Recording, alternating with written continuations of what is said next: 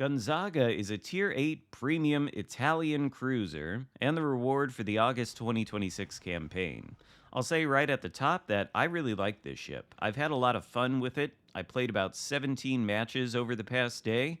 I have a 71% win rate too so far. I'm sure that will decrease as I continue to play more battles, but it's not like the experience has been terrible. I'll show you my commander build too. I've been running Mimbelli. And of course, for his inspirations, we've got Mikawa and Kuznetsov for a little bit of extra range on the main battery guns. I'd say this build is good. I did try Sansonetti for a while, but I think I prefer Mimbelli just because this thing is really lacking in survivability, and Mimbelli's got a couple of skills that buff the duration and other parameters of the smoke screen.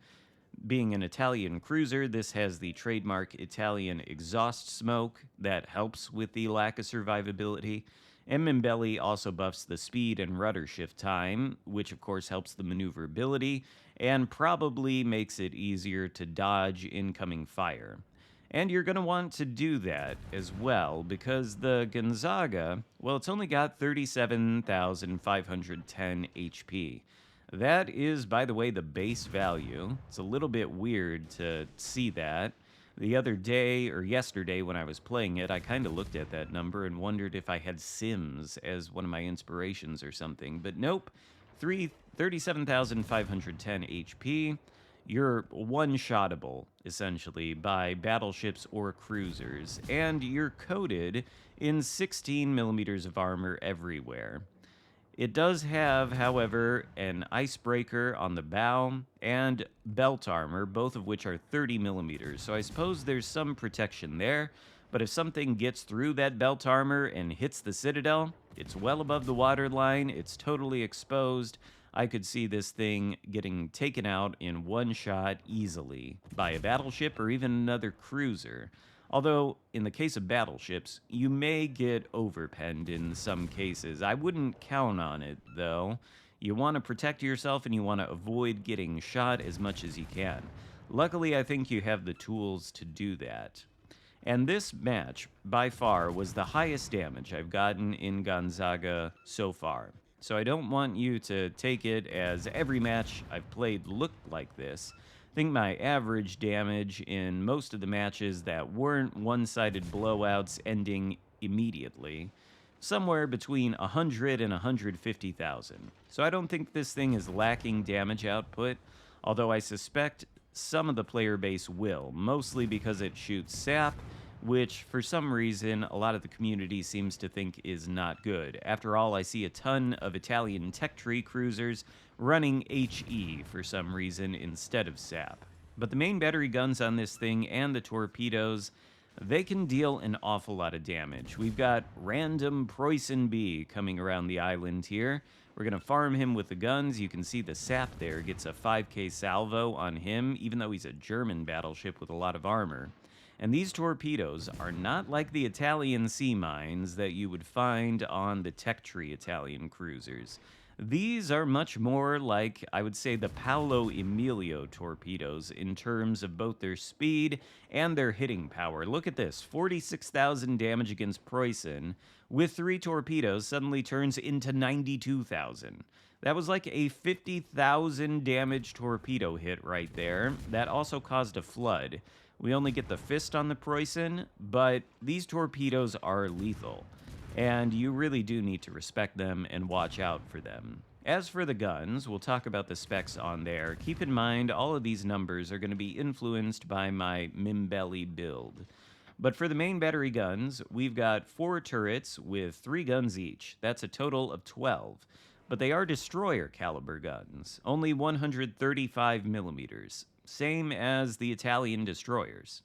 They have a range of 16 kilometers, but that is because of the Kuznetsov inspiration.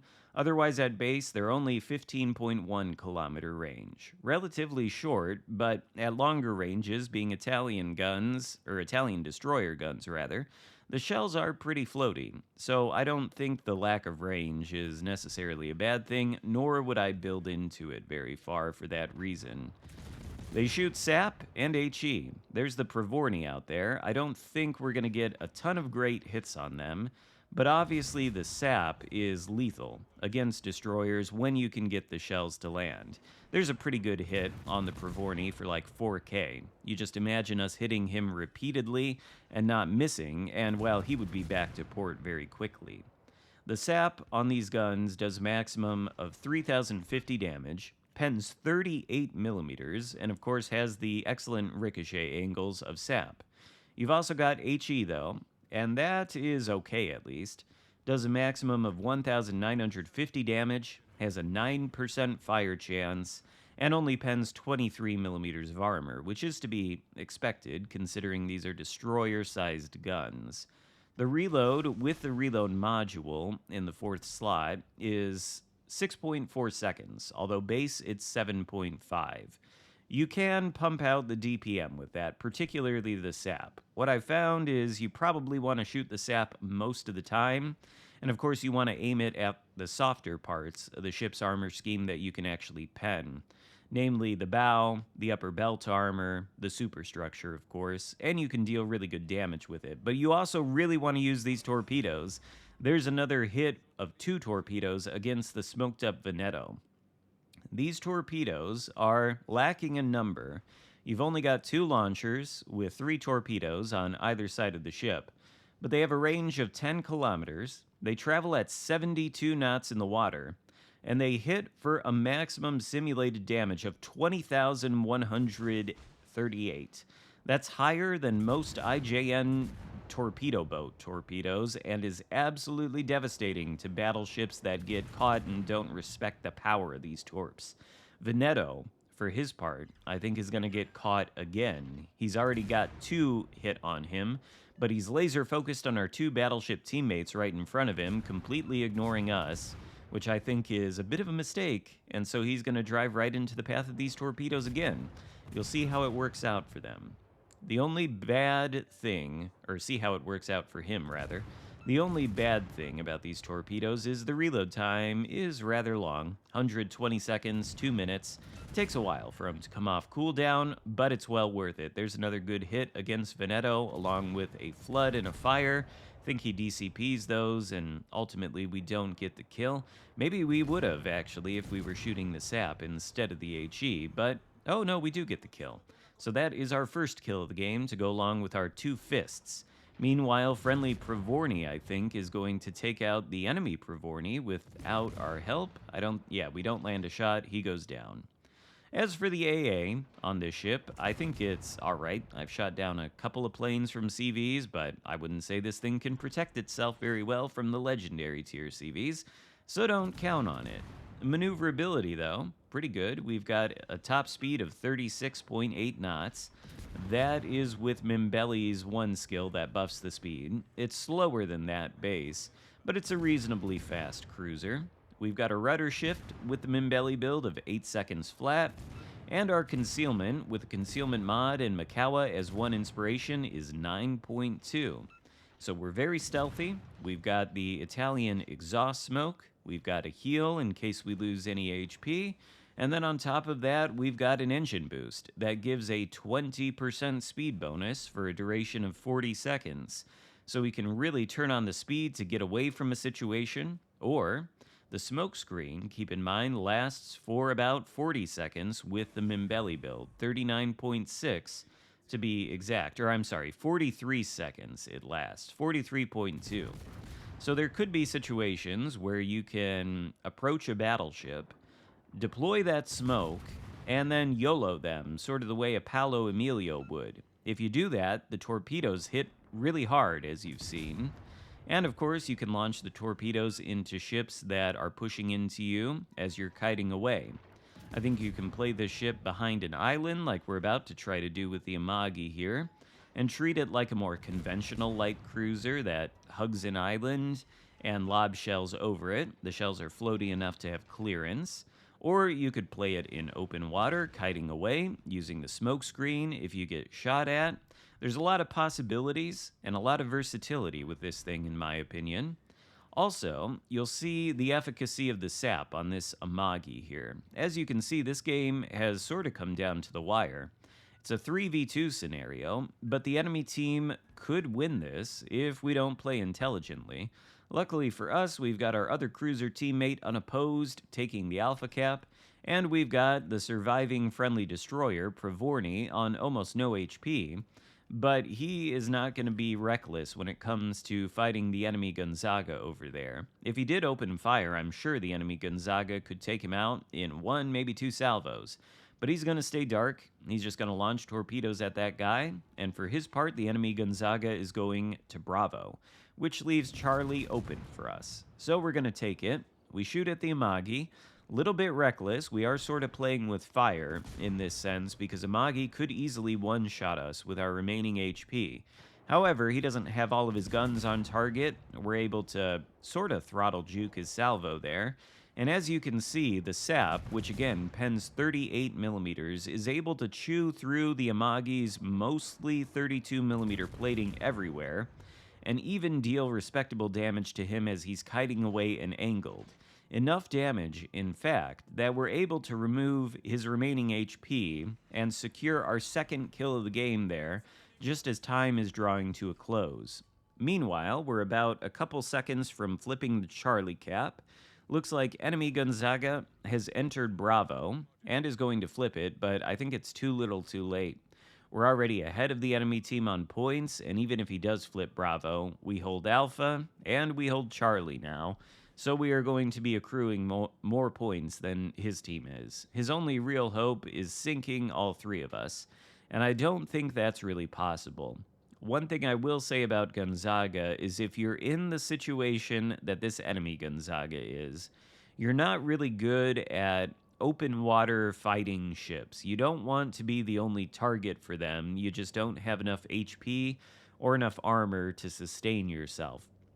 And if you are the only target and the only thing for the enemy team to focus, you can expect to go back to port very quickly. This is sort of like the Smolensk in that sense. Both the Smolensk and this thing are basically gigantic destroyers with destroyer-sized guns, a lot of main battery firepower, in this case, a lot of torpedo firepower, but really no survivability. And as such, I think as far as campaign ships go, Gonzaga might have a little bit of a higher skill floor than what you typically expect. I mean, it's got all the tools for you to deal damage and survive, as you've seen in this battle. We've already got the high caliber. We secure the Confederate with that shot on the enemy Gonzaga over there. And against lightly armored targets like him, this sap does a lot of damage. A lot of chunk damage when it hits. There's a salvo for, I don't even know how much. We're over 200,000 damage now. And, well, this game is basically a wash. But I think I would highly recommend the Gonzaga. I've had a lot of fun with it in my 17 or so matches played. I intend to play it more. It's just a really versatile, fun, light cruiser that can pump out the DPM and is just an enjoyable experience to play, in my opinion. I would definitely get the Admiralty backing for this one, although I can see why players wouldn't like this ship, just because of its lack of survivability and its, I'd say, inability to go toe-to-toe straight up with other larger ships like cruisers and battleships. I don't think you're going to be carrying any games by sitting there in open water and fighting fair fights against enemy ships with bigger guns, more armor, and more HP than you. But if you can play the thing carefully, if you can stay concealed, utilize your smoke screen, your super fast engine boost, and just generally position the thing well, I think you can have a lot of success and a lot of fun with it. You'll see in the very last moments of this match, we're below 1 minute left to go. We've got Edinburgh here, who I thanked for, well, sarcastically thanked for eating up my torps that I was sending at the Gonzaga, but it doesn't matter. Edinburgh, I think, is either going to have radar. No, he doesn't have radar because I'm pretty sure he laid that smoke screen. So he's got sonar, and if I recall correctly, he is going to spot the enemy Gonzaga, and you'll see what happens to Gonzagas when they fight against ships that are very good at fighting other cruisers, like Edinburgh is with his British AP. You see he's got like 10k health? Well, he is broadside to the Edinburgh, one shot. That's it. That can happen to you against pretty much any cruiser or any battleship in the game. So keep that in mind if you do get this ship. You have to be careful with it, but if you are, I think you can have a lot of fun in this thing. 202,000 or 203,000 damage, 3,300 base XP. Best match I've had in the Gonzaga so far, and I would highly recommend this thing. I enjoy it. So, hope you enjoyed this video. Give it a thumbs up, consider subscribing if you haven't already, and I'll see you next time. Goodbye.